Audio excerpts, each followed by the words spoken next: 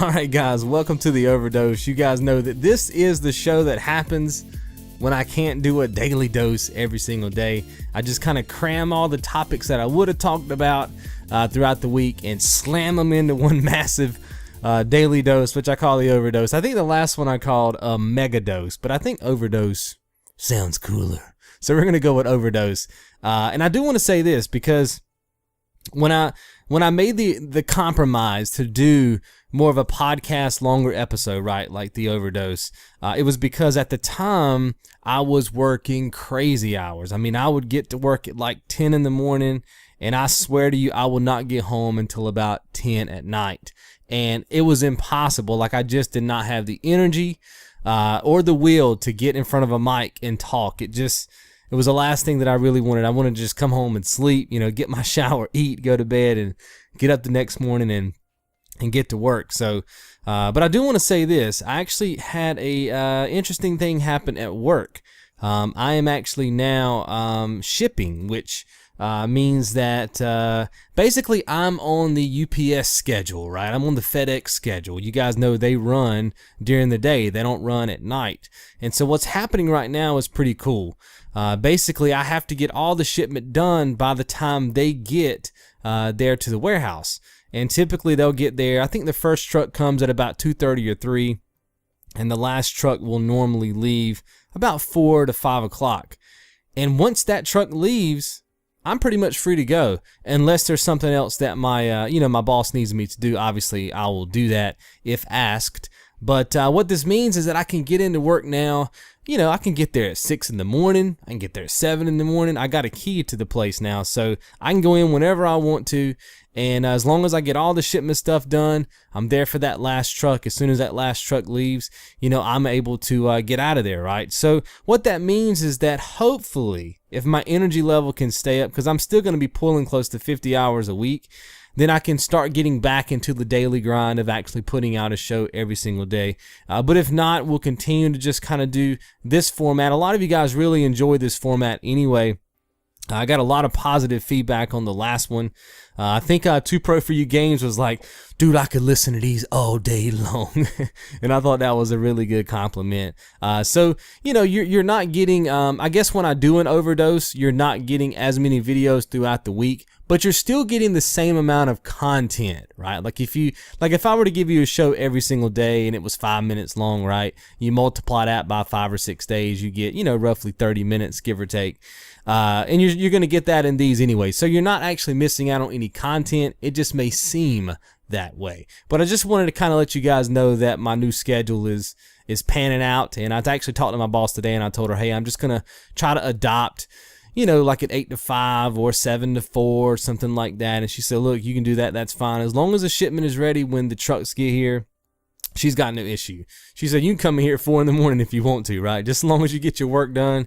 And she's really cool that way. So it's good to have a boss that understands that I have other obligations and things of that nature. She knows about you guys too. She's actually subscribed to the YouTube channel, which a lot of my other people that I work with have subscribed to. So that's pretty cool. They might even be listening to this right now. If they are, hello. It's good to talk to you guys through the YouTube. But let's go ahead and get into a deeper topic here. And I've got a couple things I want to talk about. Like I said, at the bottom of the screen, guys, there's links. If you want to skip around and listen to certain things, you can. But I've been asked to talk about Gamergate. And I don't know how deep I'm going to get into this topic, but I do want to talk about it. And we've mentioned this before on a show, but I kind of am going to go a little bit deeper this time, but I just don't know how deep I'm going to go because there is a point where it just becomes too drama, right? It just becomes too dramatic. You guys know that I try to avoid drama in my life. I feel like too much drama is just a waste of time. You know what I'm saying? It's just a waste of time. But let's kind of start from the beginning. I'm going to tell you what I know about Gamergate. And by no means should you take what I say as necessarily like fact. You know what I mean? I mean, obviously, I'm not going to try to lie to you guys, but I don't keep up with it. This is just kind of what I'm hearing, right? And you guys know that it's the internet. So sometimes what you hear is not always the truth. But I should be close enough to get to my point, the point that I'm trying to make about Gamergate. So let's get into it. So from my understanding, the way this whole thing started, right, is there was a female game developer by the name of Zoe Quinn, and she was going to be making a game. And obviously for independent game developers, they need the press. Like, I don't really think that the big guys need the press as much as we might think or they might think, because there's Twitter and all that kind of stuff, and there have, you know, a lot of these big companies and developers, they'll have 2, 3, 4, 5 million people following their Twitter accounts. I mean, look, if they wanted to get their information out, they could, right? But for an indie developer, right, somebody that doesn't have a fan base, they need the press to say that their game is awesome or good or whatever, right? So just like all indie developers, you know, they wanted to get the attention of the press and that sort of thing. Now, what happened in this case, from my understanding, is that she had relationships with, from what I'm hearing, 5 people from the press. Intimate relationships. 5 people from the press. That's what I'm hearing. But even if it's just one person, right, you still get the same vibe, right? It becomes a little bit of a conflict of interest when you are having a relationship with a developer or a publisher or whoever, right? Anybody from that side of the industry. And then you're having a relationship with somebody from the press side of the industry, right? Because these are the people who are going to be writing about your game. So if you're in a relationship with these people, especially if it's intimate, then obviously you're not going to like blow them up inside of an article and say their game sucks. You're not going to, I mean, even if you are trying to be critical, you're not, right? You're not going to be as critical as you would be because you've got the girl or the guy, right, that you're trying to really take care of on the other end. So what happened is people found this out. I don't know if people on Reddit found out about it first or a YouTuber found out about it first, but regardless of that, now YouTube and Reddit are kind of working together, and Twitter and social media. I think Gamergate even has their own Twitter page now. You can go and check. I haven't checked. I mean, I don't follow it. But I know that Reddit and YouTube got a hold of it. And that's kind of how it started blowing up. The information got out.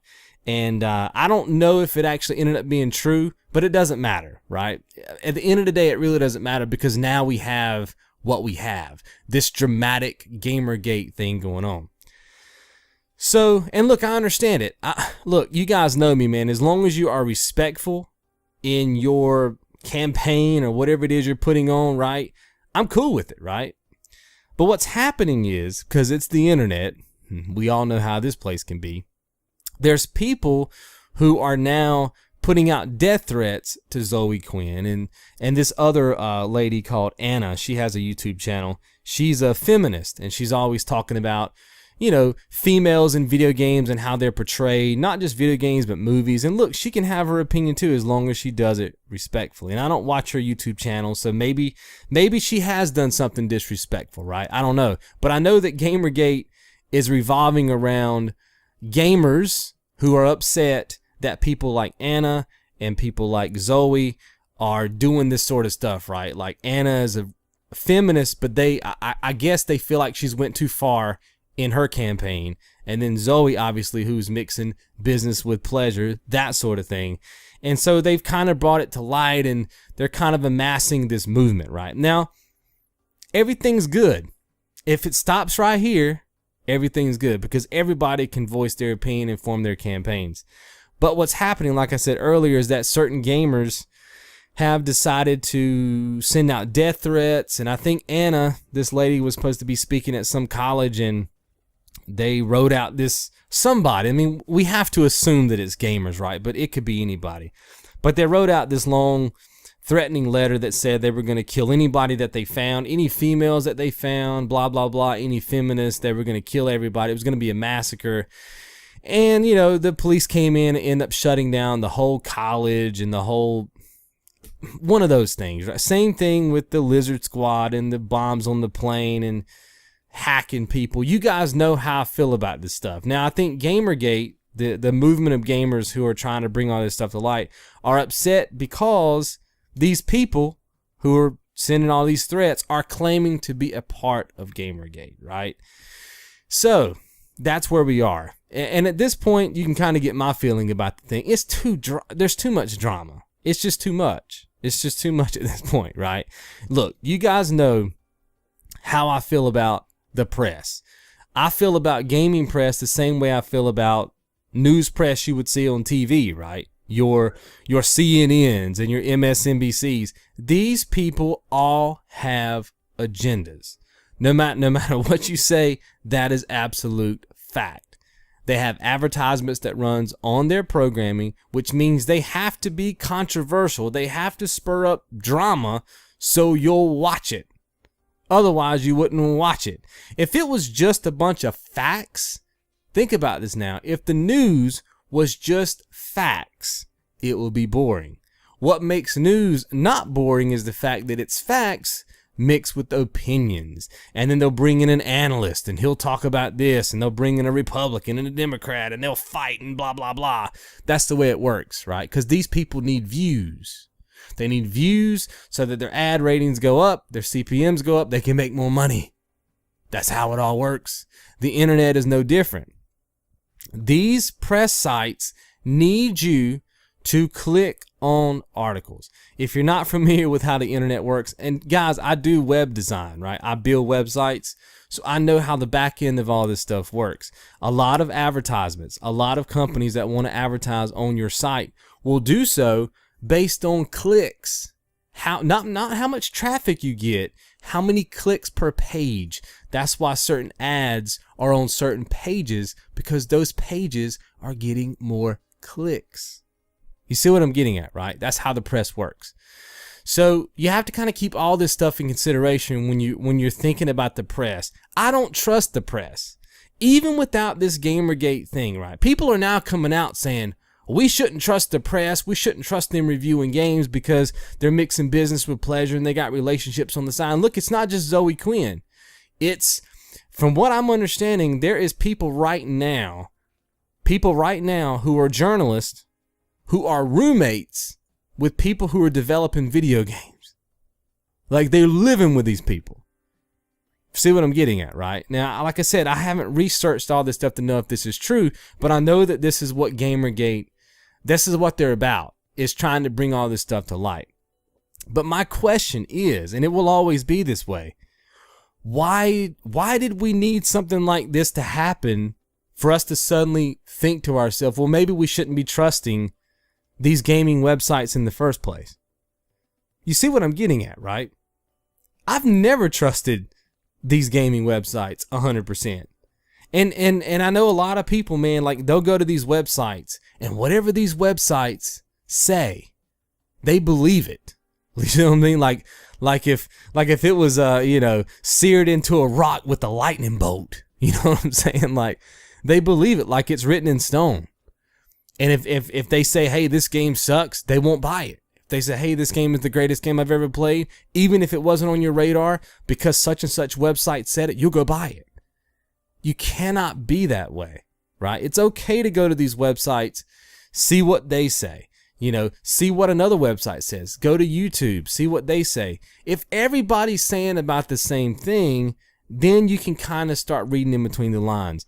But if you're one of these gamers, man, who go to these sites and you wait for these reviews to drop and you base your buying on reviews, you have to understand that that review may not be as truthful as you think it is, because behind that review is an agenda.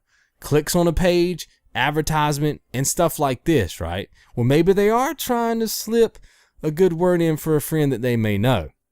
You have to understand, guys, that every year journalists get together with game developers at all these game press conferences, right? These 4 to 6 game conferences that go on every single year. They know each other. These people, it's not like they just interview them one time and they never talk to them again. You got to know that they got phone numbers, they got contacts, they probably call each other at night. Hey, what's going on? You want to go out and hang out this weekend, right? It happens, right? So I've never trusted these sites 100%, and I don't think it takes a Gamergate for us to realize that. And that's what's confusing me about it. But I think as long as Gamergate, or Gamersgate, is it Gamersgate? I don't even know. You guys know what I'm talking about. As long as this movement does not attack people, which right now they're saying that, look, everybody who's doing all these crazy bomb threats and death threats, they're not a part of us. As long as they stay on that side of the fence, I will support them. I won't be a part of it because there's no need for me to be a part of it. I don't trust the press anyway. I never have, right? But I will support them in their movement, from a distance. And as long as, and like I said, I don't know if Anna has done anything on her channel that has crossed the line, but as long as she hasn't crossed the line, I support her too. She can say whatever she wants to too. If she's crossed the line, then, you know, that's what it is. But we should not be trusting the press, right? Like I said, there's an agenda behind everything. So I just wanted to kind of bring that up. A lot of you guys have asked me to talk about it, and I brung it up on a daily dose, and I think a lot of you wanted me to go more in depth. So that is my spiel. We should not be trusting the gaming. Look, I'll be honest with you. I wouldn't even trust YouTubers. If there's a YouTuber out there right now, well, I take that back. Very few YouTubers. You have to be careful with this too. There are people out there like Total Biscuit who does get games early from developers and publishers to review them as a critic, but I do feel like he's on the honest side of YouTube, and I think he's going to shoot you straight and tell you what the deal is. And there's some YouTubers out there that will do that even if they get a free copy. And I also think that he has a family, and I mean, he's an adult, but you got to understand, man, most of these YouTubers, they're like early college, late high school, right? And they got these dollar signs in their eyeballs. That's all they want, man, is they just want cash. And you guys, the fans of their channel, all you are to them is cash machines. That's all you are, right? They'll tell you in their video that they care about you, but then they'll just ask you to like and favorite the video. You guys know, I've talked about this before. They just want cash, and they're willing to take any shady deal that YouTube has to offer them to make that money. They have no standards. They have no integrity. And for me personally, I can't trust anybody. Well, I say anybody. Like Total Biscuit, I do watch his videos. I do trust him. But he's probably the only one that I'll watch who gets games early for free that I can truly trust. And I think Adam Sessler was another one. I really did trust his reviews. But that's it. That's my scope. I really can't trust anybody else. Because when they get that copy of the game for free, they're not going to step on that developer and publisher's toes. You see what I'm getting at? Because they want to get that next game for free. They don't want to be taken off that list. So you just have to be careful where you get your info from. This is the internet, guys. And it's shady. It's a shady place. So just keep that in mind and be careful. Let's get on to the next topic. Guys, a couple of weeks ago, I think it was a week and a half ago, I made a video saying I was going to get the Xbox One, baby, the Assassin's Creed bundle. And it was quickly pointed out to me by Dormouse03, Griefsy93, I think HMF hopped in. They were like, yo, dog, digital copies of the game is going to be coming in that Xbox One. And I don't know why I didn't see that when I saw the commercial. Because to me, I saw the little cards that showed up in the commercial, but I could have swore those were games. I thought I was getting the console and physical copies. And you guys know I can't stand that digital content, baby. I'm trying my best not to vote that way. And I know that if I make this console purchase, I'll be voting for digital content. But the good thing is, today, I was actually watching a GameSpot video, and they're going to be making a price cut on the regular Xbox console. The regular one. The one that's $399. It's going to be $350 until, I think, January the 15th, I want to say. So here's my thought. I really didn't need Black Flag. I was going to take Black Flag because it came with it. But here's my thought. Since they're making that $50 price cut, I think I'm just going to buy the regular Xbox One for $349, for $350, right? And then just come out of pocket $60 for Unity. Done. I'm going to be spending maybe $10 more or whatever, and then I got to do my tax. But I'm cool with that because I'll get my console and I'll get the physical copy. Like I said, Black Flag, I didn't really need that. I was just going to take it because it was going to be a bonus. But I didn't really need it. So I think that's what I'm going to do, guys.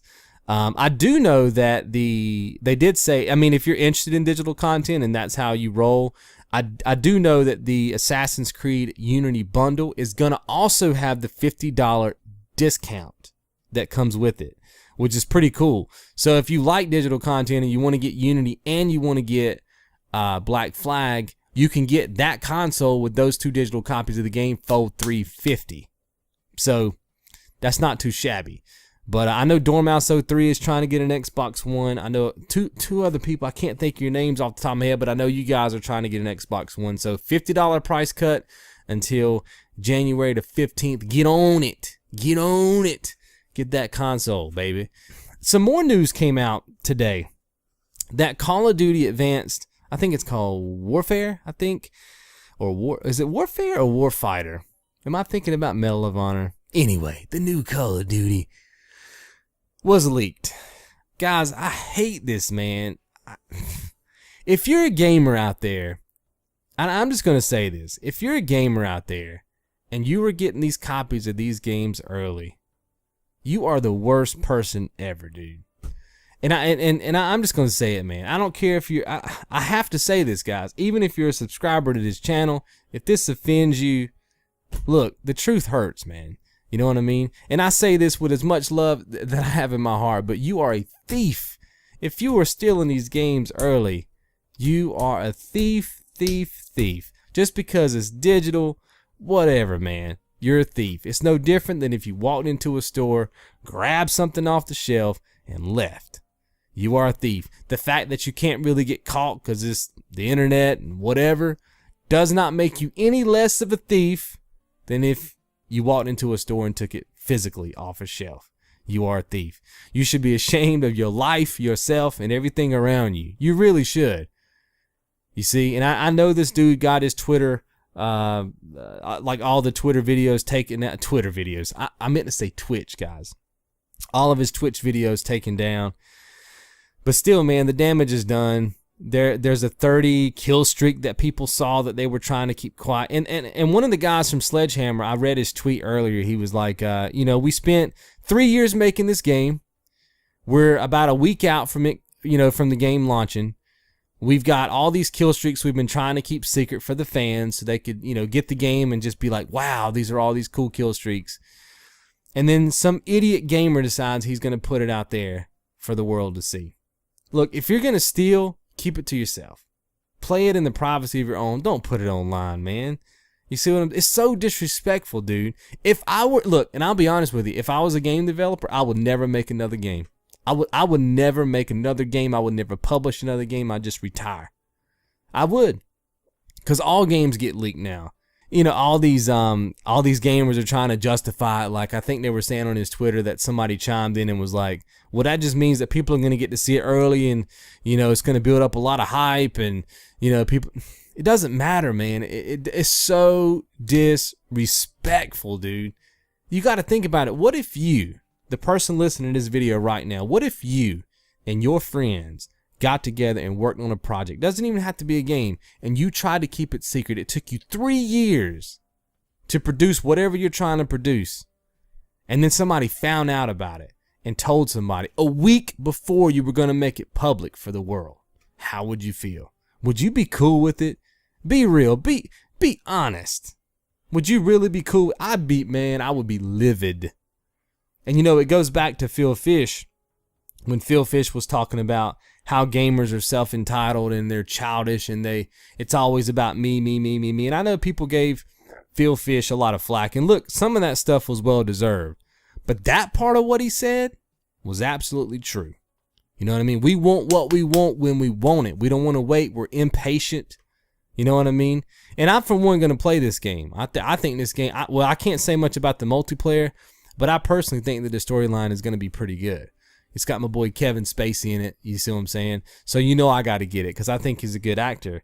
And they've had 3 years to work on it. So I'm interested to see what they can do with the 3-year development than what they're normally used to, which is a 2-year development. But to have it leaked early is so disrespectful, man. And I hope that we can get to the point, and I don't think this is possible, but I'd be happy if we could get to the point where people who do this stuff can actually be tracked down through the internet somehow, you know what I mean? And be punished as if they were literally taking the games off of the store shelves of a physical retailer. I really do. I really do, man. I don't think it'll ever get that way, but that is my dream. All right, guys, and the last thing I wanted to talk about today before I let you guys go is actually a fan question. It comes in from Darker XZ. I was actually just chatting with him right before I sat down to do this commentary via Steam chat. We were talking. He said, look, man, let me ask you a question. Let me read this to you guys just like he presented it to me. He says, what sort of feeling do you get when you think about the fact that people from other places in the world look at your content, or what he calls quote unquote art? I think it's absolutely amazing, dude. I think it's absolutely fantastic, because you guys know that I do treat my videos as art. I really do think they're art, in my opinion. That's why I spend so much time on them and put as much polish on them as I can, and I'm trying to be colorful with everything. I mean, it's art. I could just throw up a video, dude, like everybody else, but you know what I mean? I'm more showcasing the publisher and the developer's art if it's a full screen video. But when I can add my overlay along with what they have going on, and it kind of matches with the colors, it's art, man. It's the way that I do videos. And the fact that people from all around the world can see it and enjoy it, whether they're looking for entertainment or whether they're just, you know, pleased with the fact that it's art. It's almost like looking at paintings, right? They're just fascinated by the movements and the colors that I put up on screen. That's an amazing feeling, man, that you just can't get every single day, right? I mean, think about it. I put up a video and any person from any part of the planet that has internet can watch that video. Anybody. All around the world. That's crazy, dude. And videos, it's kind of like, it's a universal language, man. Because if you're trying to get a trophy and you're watching that video, no matter where you are from in the world, that video still makes sense to you. You see what I'm saying? And even if I'm doing commentary and I'm speaking English, but you're not, maybe you don't understand English, you can still watch the video and it can still talk to you because it's all visual, right? You're able to see what I do in the game, which helps you. All you got to do is kind of mimic it. I think it's fascinating. And he was talking about, you know, Grieve C, he's from a different part of the world, and Darker XZ's from a different part of the world, and we got my boy C.O.D. You know what I mean? All these guys, man. The fact that all you guys are here, right? And I'll be honest with you, a lot of the following that I have is not from the U.S., right? It's from other parts of the world, which I find very fascinating, and I love it, man. So to answer your question, it's the greatest thing about this gig, man. It's the greatest thing about doing YouTube. This community right here, man. Like, I've missed every day that I don't do a dose. It's like being addicted to drugs or something, right? Like, I miss it. I physically and mentally miss it. I'm like, man, I can't get a dose done today. That sucks, right? Because what we're doing here, guys, is so different than what anybody else is trying to do on the internet. And it's the toughest thing I've ever had to do, is build a community that can understand what I'm trying to do. And there's so much stuff about this thing that you guys don't know yet, that hopefully by the first of the year, I'm going to be able to just drop a lot of knowledge on you, a lot of secrets, and it's going to change everything. But the fact that we have a community where, like I said, most of you guys are not from the U.S., we can still communicate. We have very intelligent conversations, right? Because a lot of you guys are looking at the content as art. You are participating in the community discussions, these type of things. Dude, you're not going to find that anywhere, man. Find that somewhere on YouTube. I'm sure it's out there in some communities, but it's hard to find, man. What we have right here is like a gold mine. A gold mine, man. And I love it. So to answer your question, man, I think it's great, especially if you are somebody out there who looks at my content for more than just entertainment. Like you sit back and marvel at the colors and the graphics and like, wow, I can't believe he just did that crazy edit. You know what I mean? He had the transitions and the colors. If you're looking at it that way, that makes me even more happy, man. So I hope that answers your question. Guys, that's about all the time I got. I've actually got some chicken in the oven, baby. I got home about an hour ago, and your boy is hungry, son. I've been at work since about 10 o'clock this morning, so I got to go eat. Got to go eat, man. My chicken's in the oven, baby. But you guys have a very good, and I don't know when this video is going to go up. Right now it's 7:50 p.m. where I live. I'm sure it's going to go up later on tonight, maybe tomorrow. But whatever day of the week it's on, you guys have a very good day. Hopefully I can start bringing some doses every day. But remember, guys, if a dose doesn't drop over maybe a 2, 3, 4 day period, I'm just saving up topics for my Saturday when I'm off, and I can get together and or get down on the mic or whatever and lay down some commentary. So you guys have a very good day. I'll see you guys next one. Be good.